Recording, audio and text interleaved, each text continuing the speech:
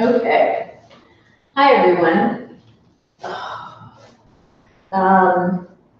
So first of all, I want to kind of apologize because I am recording this early. I'm technically streaming it, but I'm recording it early. It's only 6:15 on Wednesday. It's February 13th.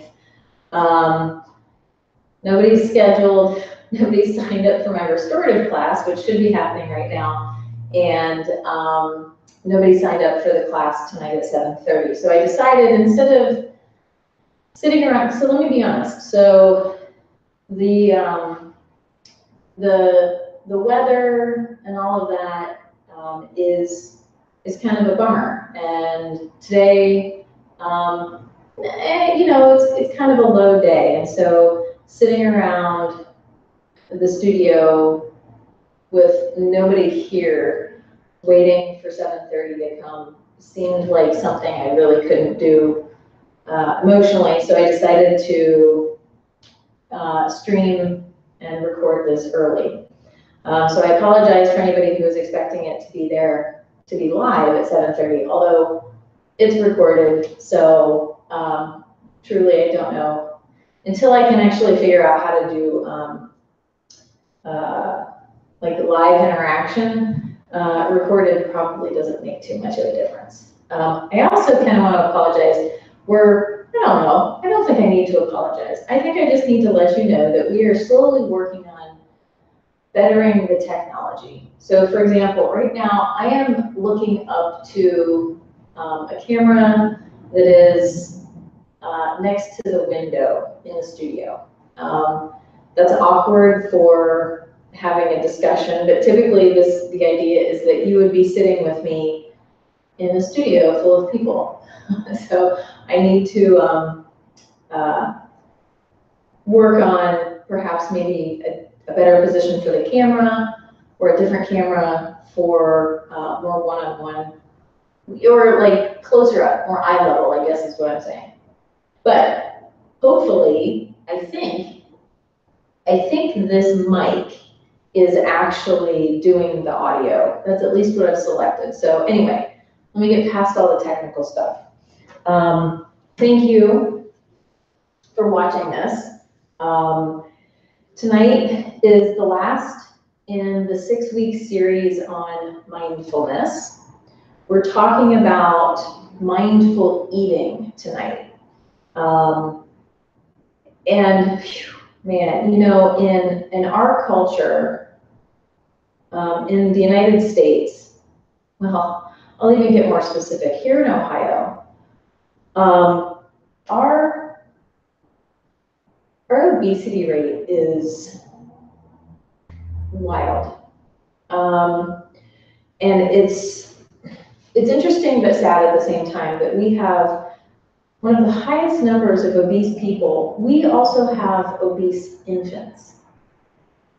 But at the same time, we have people that suffer from food anxiety, from a fear of not having enough food. How did we get here?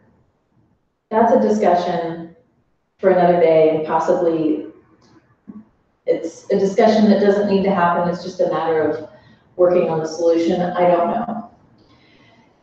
What I do know, though, is that nutrition is very important to your body. In yoga, the pradipika, they put a lot of consonants together in that word, make it very challenging to say, but basically the yoga idea of food is fascinating. Eat what tastes good and makes you feel good. Now, keep in mind that that was stated so long ago when there weren't fast food places. There wasn't a restaurant and a grocery store even within, right now, I know of at least 3 grocery stores that are within 2 miles of me. We've got Kroger, Giant Eagle and Lucky's Market. Lucky's Market is directly across the street from Giant Eagle. And I maybe forget, oh, and then there's Aldi. So within 3 miles, 2.5, we've got 4 grocery stores. And I'm probably forgetting some that are more north. Many cultures, even today, don't have grocery stores. They still have fresh, open markets where you go and you get your food for the day, or maybe 2 days, and you make your food. You make your food, and it's fresh and it's local. Yes, sure, many cultures do have a way of preserving food, but not the way that we do. So nutrition has, because of mass consumption and mass production of food, we have tomatoes that are the size of your head, but if you've eaten one of those, you know that you've lost the flavor. Never mind, you've lost the nutritional value. And the things that we've done to the soil have also decreased the nutritional value of much of the food that we eat. So it's a pretty sad state, but I'm not here to depress everybody. But what my point is that when eating food, one, you're thinking about what you're doing to your body. Okay, this is part of the mindfulness. The hope is that you're thinking about what the food is doing to your body, that the food is actually serving you. And not only physically that it is doing good things to your body, but that it actually tastes good. My boyfriend, Aaron, he makes fun of me when I eat apples. I really don't like apples. I've tried really hard, but there's something about an apple. I don't know. I still eat apples because they're good for me and they're a way of getting peanut butter into my mouth. But it's not the worst thing I could probably force myself to eat, let's be honest. But choosing foods that make you happy and make you feel good is very important. However, we need to talk about the part where we're saying that the food makes you feel good. Making sure the door is shut. Because does it?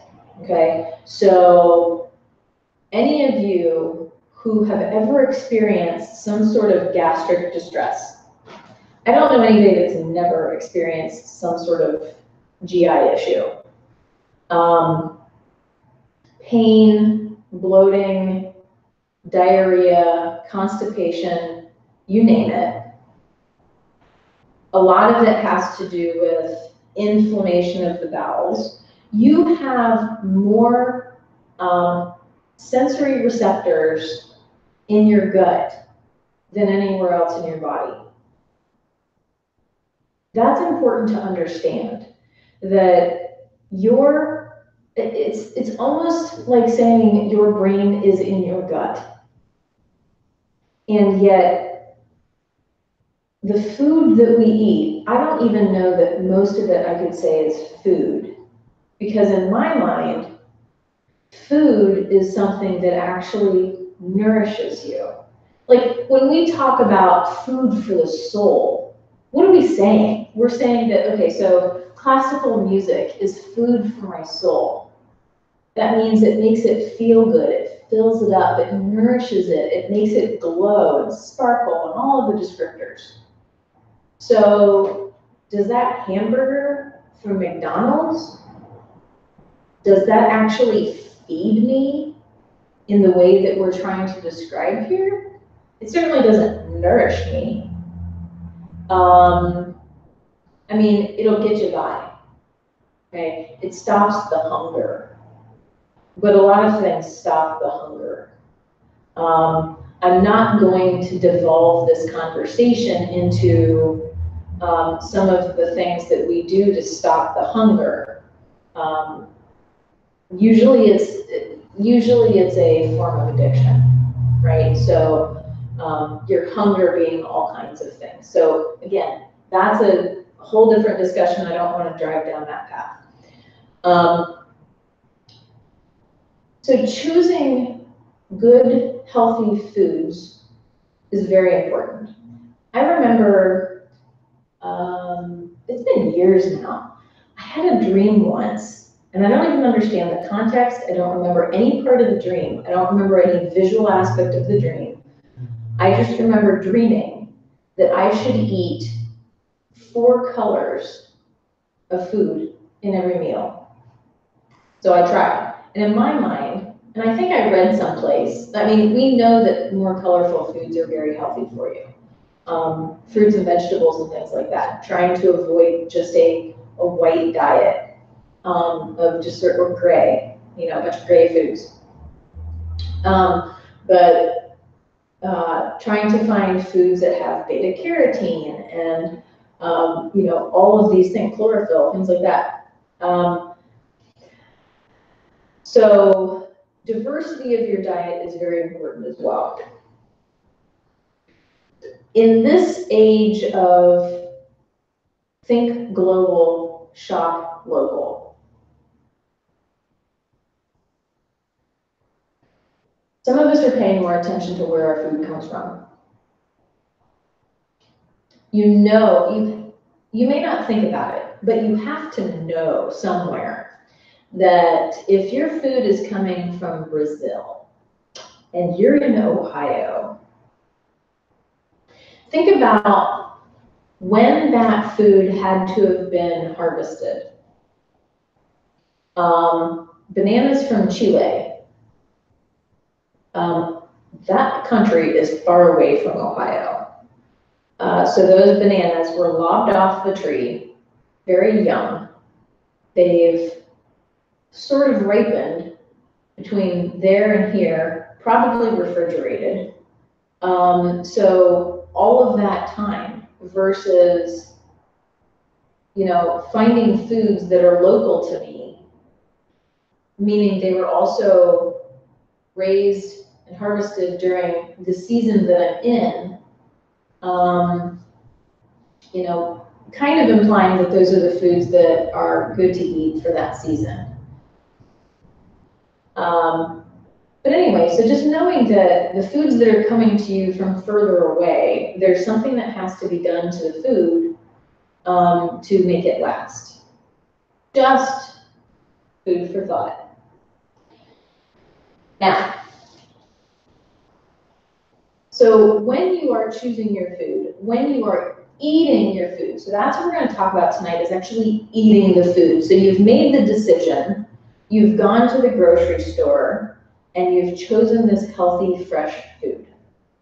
Perhaps you've prepared the food, you've cut it up, maybe you've cooked it, you've made it nice and tasty, you've added some seasoning, it's really colorful, really pretty. So there's a whole mindfulness exercise around preparing and making food. That in and of itself for many people is a meditation. I know many people, men and women, who they love the process of chopping food, the sound of the knife going through the cucumber and hitting the wooden cutting board. That sound, I think if you think about it, you can hear that sound. People really enjoy making food and they're pouring love into it because they love to cook food for other people. And I say people enjoy doing this because I'm not one of them. I don't really enjoy cooking. There's some things that I can bake. I love eating. If I'm ever rich and famous, the first person I'm going to hire on my house staff is a chef. Number one, I will continue to do my own laundry and clean my own house if I could have a chef. Anyway, so once you've gotten the food prepared, so since I am not a cook, I brought along some food that is mostly in its natural state. There are some things that are processed, okay? Some things that are not particularly good for you. But the idea here is the experience of eating. So I'll explain to you what I have here once I get the lids off.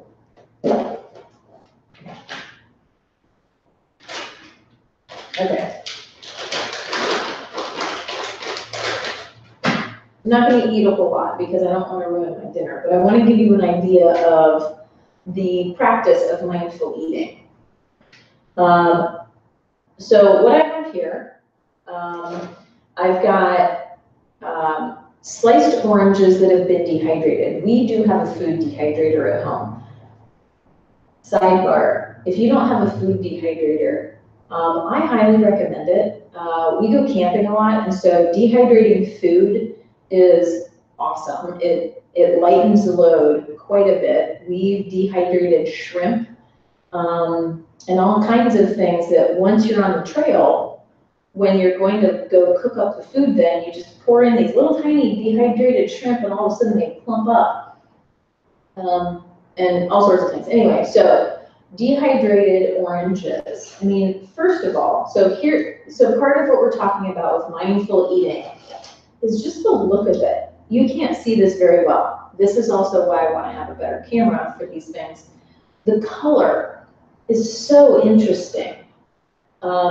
So from the same batch of oranges, but different oranges, I leave the rind on the orange when I dehydrate it. And so there's this beautiful, like, if I was my mom, she would have known like what color this is. I feel like this is like burnt sienna or burnt umber. I always get them confused. This is really beautiful orange color. One of my favorite colors of orange. The color of the wall here, actually, right? And then the different colors on the inside.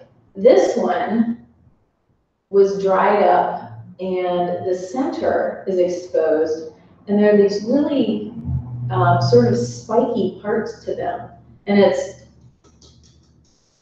very light. It smells like dried orange. There's not a whole lot of smell to it, but it's got a whole lot of texture, and visually it's just so neat to look at. So dried oranges, very exciting. I've got a mixture of trail mix here. That's a little redundant, but it's two different types of trail mix. This is from Aldi. We've got the Tuscan trail mix, and then there's a sweet and spicy trail mix. So there's peanuts and almonds, little sesame sticks, all kinds of little things in here that have different kinds of flavors and textures. Not particularly colorful, but I do love peanuts and almonds and things like that. I've got some cut up carrots, got some little raisin tomatoes here. Nothing special, but look at that color. And already got some good color here. And then I've got dried mango. So this arguably would be something that perhaps you would choose not to eat. Dried Philippine mango, so it comes from the Philippines. However, it's dried, but it's also got a bunch of sugar on it. So this would be something that if you were to have your own food dehydrator, I keep forgetting to dry a mango, I'll be honest. This is interesting. It's really neat to eat your own dehydrated food that you know you did not add any sugar to it. Blueberries are a little bit challenging, but strawberries are perfect. Strawberries are fantastic. Kiwi are gross. They kind of smell like, taste like fish. I don't know why. Anyway, so this is what I've got. Different textures, so we've got savory, we've got sweet, we've got some things that may not have a whole lot of flavor, but we'll see. So I'm going to start with a carrot, okay? So part of the mindfulness experience is the notion of eating one thing at a time and experiencing it, okay? So you're not shoveling food in to finish it quickly and to pour it into your belly. We know that if you eat slower, this gives your belly time for food to come up here and for your brain to even recognize that you've been eating something.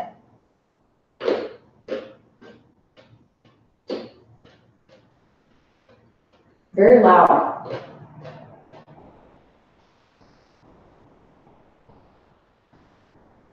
Moisture is coming into my mouth from the inside of the carrot.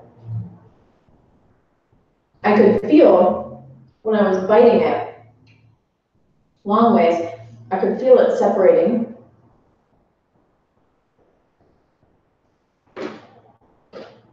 And I allowed myself to swallow the last one before starting the other one.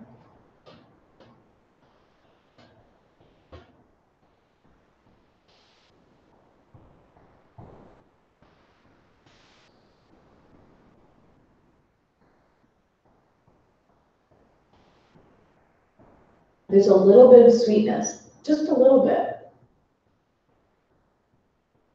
But the process of actually eating that carrot is so delightful.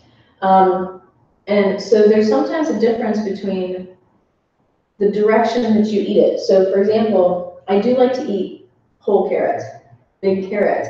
And when you bite it that way, you're going against the grain of the carrot versus when you eat it like this, and then you're biting down on it as opposed to into it. It gives you a different texture. So going from a carrot, I'm gonna eat one of these little tomatoes. So what I instantly see about this little tomato is it's got a couple little, I don't wanna say blemishes because it doesn't make it imperfect. The thing is perfect as it is, or on the flip side, nothing's perfect, okay? It's got a little tiny dot on it, a little indentation, and this little guy is shaped interestingly. It's got a little tip, little point. It's not rounded like some of his brothers or sisters, or just siblings, right? So it's shaped differently. It's got a really nice, beautiful, dark red color, and it's got streaks of a lighter red, not orange, but a lighter red. Got this beautiful little green dot circle on the base where it was connected to its little vine. Okay? I'm gonna eat it whole because I don't want to squirt tomato juice all over my mat. The top of the skin and the juice went right to my uvula, the back of my throat. The slight tang of the skin versus the sort of, I don't know what you would call it. The pulp on the inside has a different kind of tang to it. And the texture is softer. I'm gonna try another one. There are little beads of water on here from when I washed them earlier. This one's a little bit sweeter and smaller. I love the crunch. I love a tomato. One of my favorite smells is fresh tomato plant. I just rub my hands on the stem. I love tomatoes. So the experience of eating a carrot and eating a tomato, both vegetables, two different colors, two different experiences. I'm gonna stick with savory for a moment. So I'm gonna take one of these sesame sticks. It looks like it has salt on it. It's got some different colors there, likely from the sesame seeds. The brown. Interesting.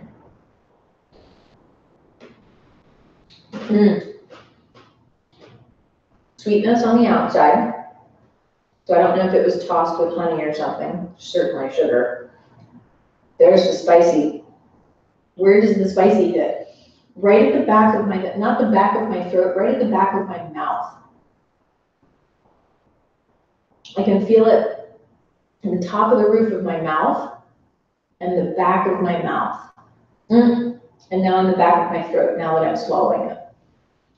It's not an uncomfortable experience, but then I like spicy food.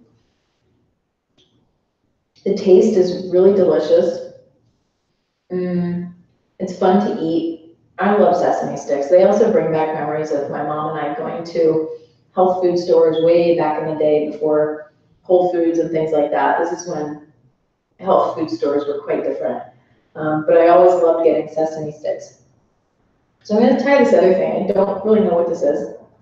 A stick of some sort, crunchier, some kind of crackery type thing. Very spicy, very salty too. So it's interesting to me, I like to eat trail mix one thing at a time. My boyfriend just tosses things in his mouth.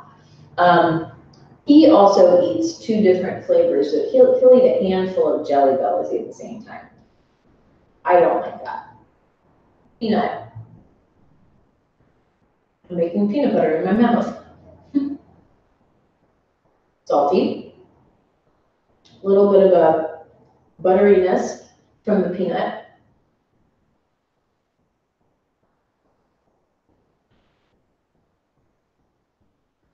A lot of interesting different textures, okay? So I like trail mix because it does have different textures.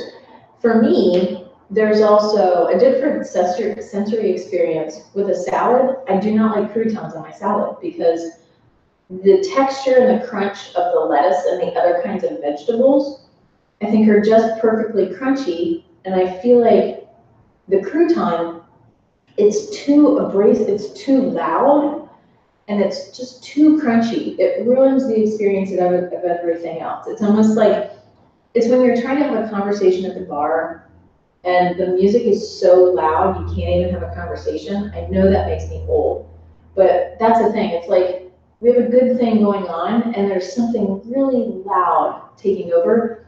That's croutons in a salad for me. So, trail mix. Fun and interesting. I recommend trying to eat one thing at a time and tasting the difference. Mango.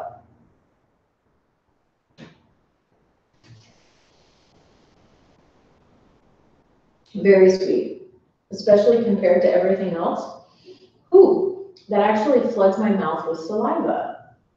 And there's a bit of there was a kind of not sour, but there was something that came across my face here that made my face wince on the left side when I bit into it. I think because I wasn't used to so much sweetness from the other foods. Let me see if that happens on the right side. Very sweet. No, but I can feel that flooding of flavor all over this side of my mouth, down here, from so much sugary sweetness and flavor in my mouth from that. So every once in a while, I like a good couple pieces of sweet mango, but I do want to try making my own mango at home, dehydrated mango anyway. Okay, so I've been saving this for last because I'm really excited about this. I love dehydrated orange, and I've also dehydrated lemons. That's a lot of fun. You can make a nice tea from dehydrated lemon slices, but you can also eat them too. So I'm eating this rind and all.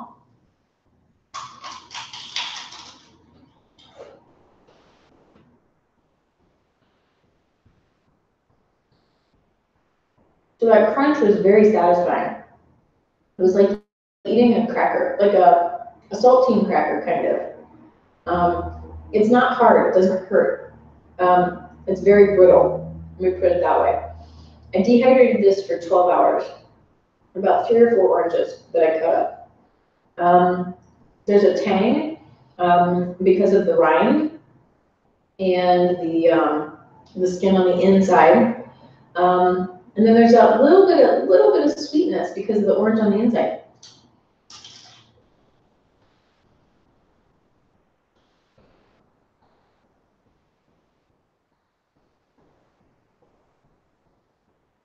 And it's so dehydrated that like my saliva it doesn't plump it up at all.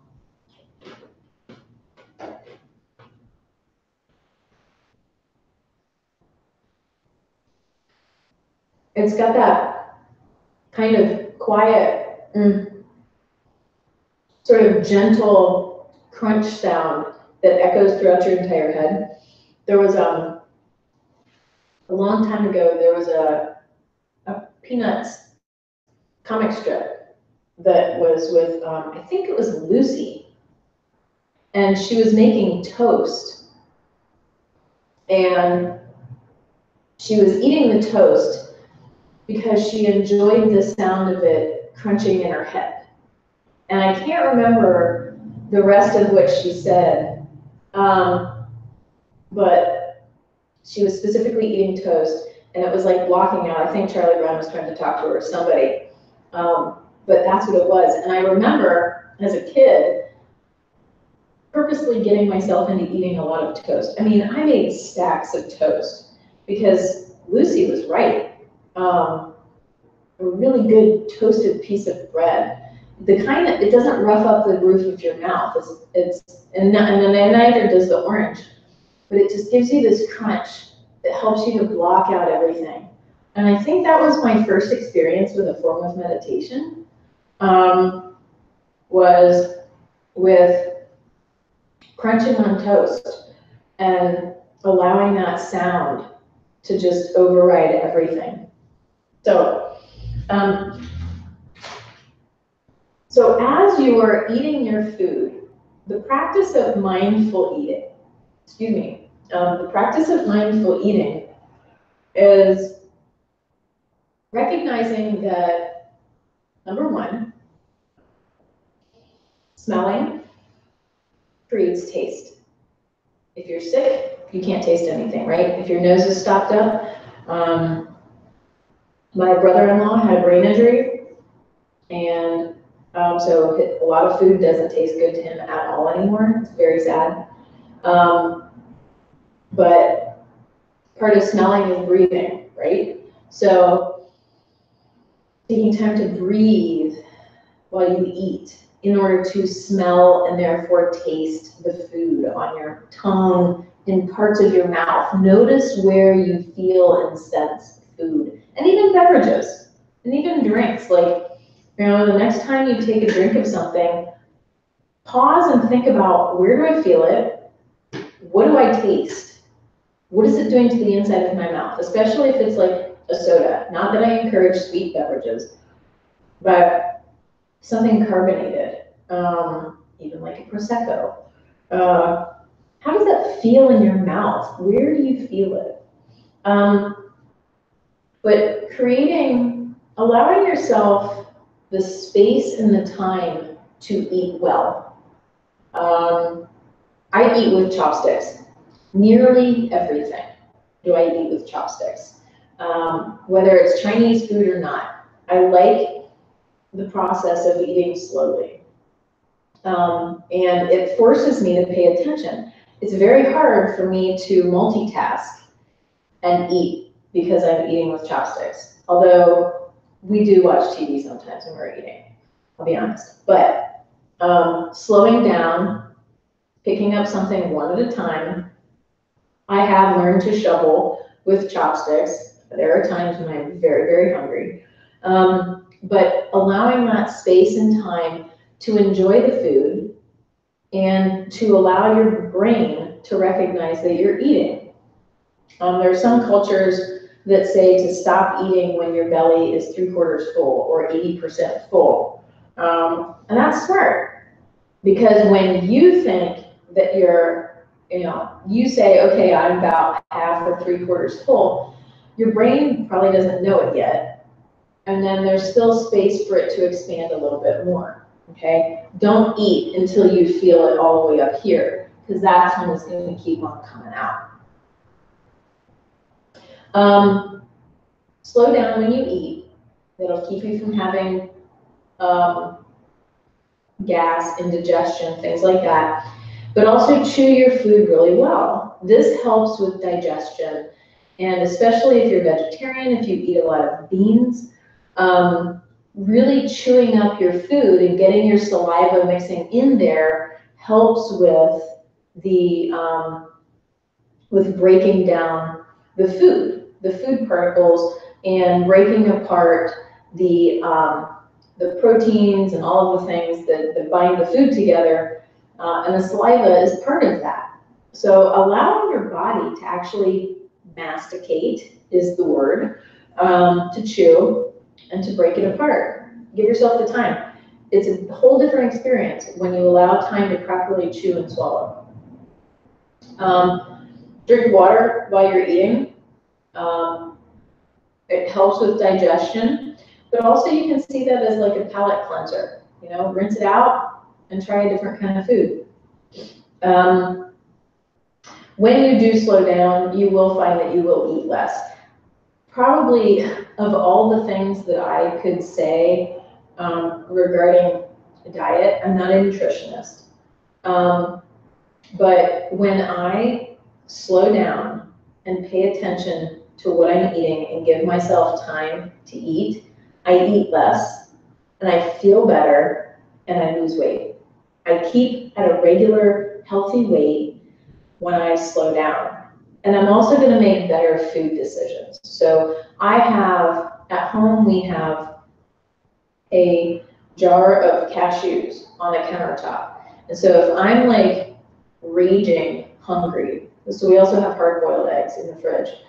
So if I'm raging hungry and I'm about to make bad food decisions, I grab a handful of cashews or I grab a hard-boiled egg.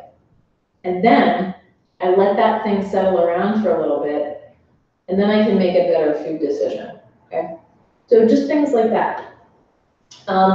When you're eating, perhaps even think about describing to yourself the texture, the flavor. See if you can figure out the words that you mean. You heard me sort of struggling with some of this to figure out what's the right word for what I mean, for what I'm tasting and experiencing.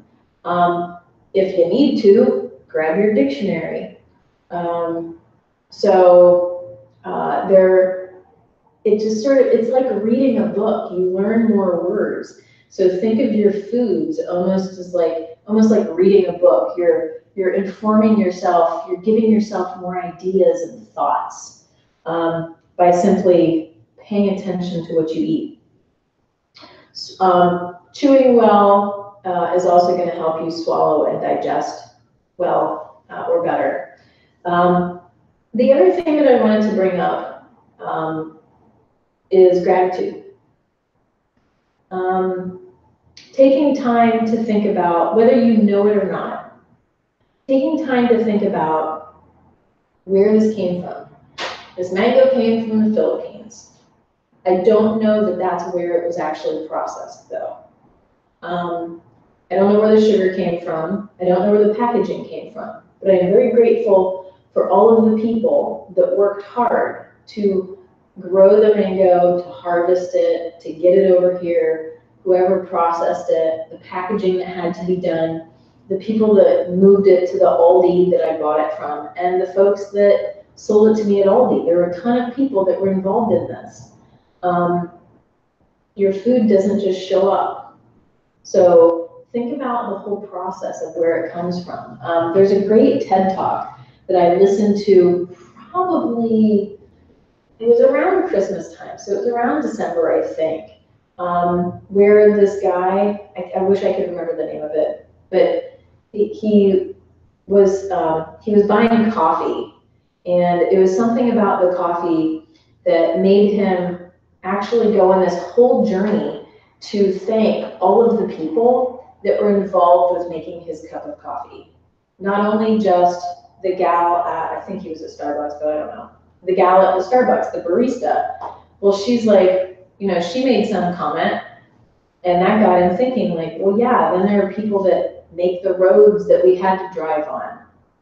He actually called and thanked a lady who worked in the storage facility and thanked her for making sure that rats and rodents didn't get into the coffee beans. She's like, that's weird, but thanks. And you know, he actually went to, I think it was Colombia, but I don't really remember. He went to the place where the coffee beans were grown. He thanked people who literally harvested his coffee beans. He tried to thank people all the way up, and it was something like 1,000 people that he had to thank just for his, I don't know, $2 cup of coffee. So think about that. You know, we, as much as we think global and act local, there is, we need everybody on the planet. We're dependent upon everybody on the planet to do their part, to help us. We help other people. To think that we would only be, that we could only subsist upon things that we make in America, I'm sure we could. I'm very sure that we could. However, think about all of the things that you consume: food, entertainment, technology, and where it comes from. The fact that you're watching me right now means that you are not just getting things locally. You might have bought it from a store down the street, but where did that computer come from? Where did that phone come from? So feel gratitude for everybody that was part of the process of bringing this delicious food to your table. So the practice of mindful eating is a fantastic practice. I encourage it. Thank you so much for watching this. And we're going to have 2 weeks off. I'm pretty sure that the next Learner Series topic is going to be anatomy. It's one of my favorite topics, and I think other people like it as well. So if you're watching this and you have an opinion or a comment on what you would like the next one to be, shoot me an email or send me a comment through Patreon. Again, I'm thinking anatomy, but if you want something like chakras, I mean, anything. I can practice and show you different poses, all sorts of things. So anyway, thank you so much. Have a wonderful evening, and yeah, I'll talk to you next time. Bye, everyone.